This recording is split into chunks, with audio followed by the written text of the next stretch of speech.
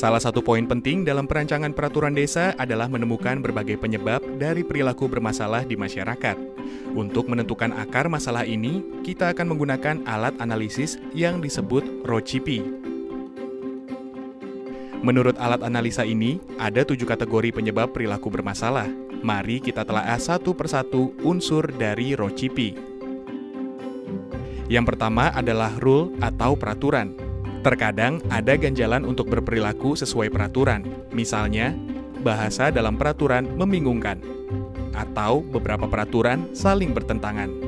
Saat membahas kategori rule, kita harus menganalisa semua peraturan terkait perilaku bermasalah.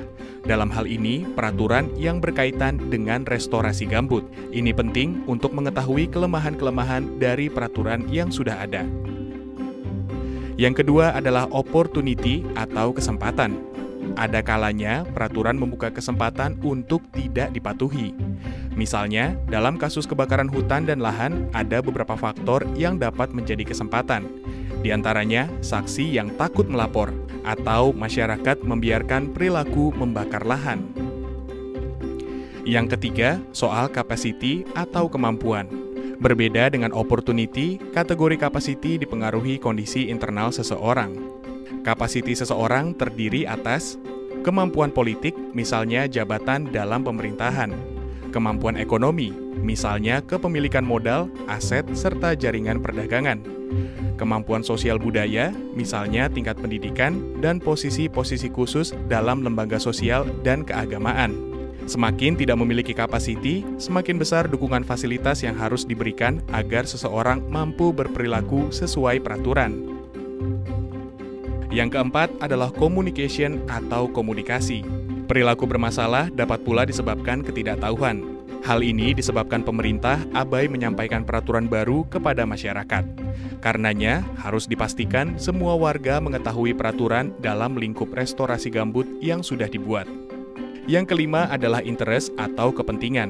Ada 3 jenis interest.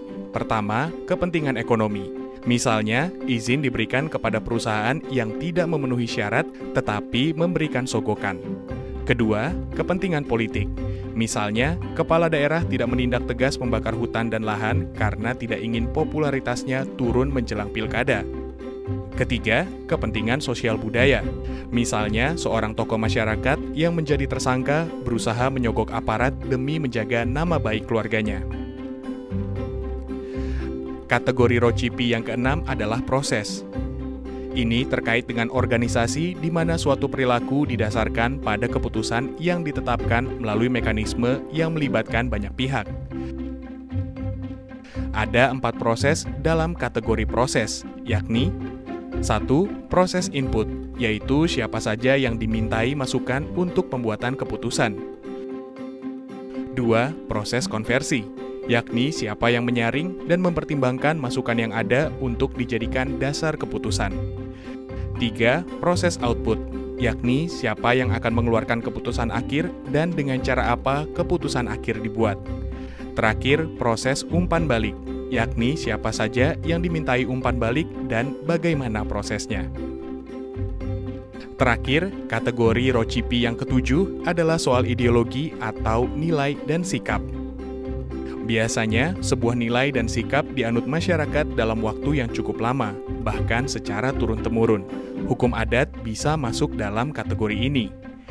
Dalam kasus pembakaran lahan, hal ini bisa disebabkan oleh kebiasaan bertani masyarakat yang sudah dijalankan secara turun-temurun.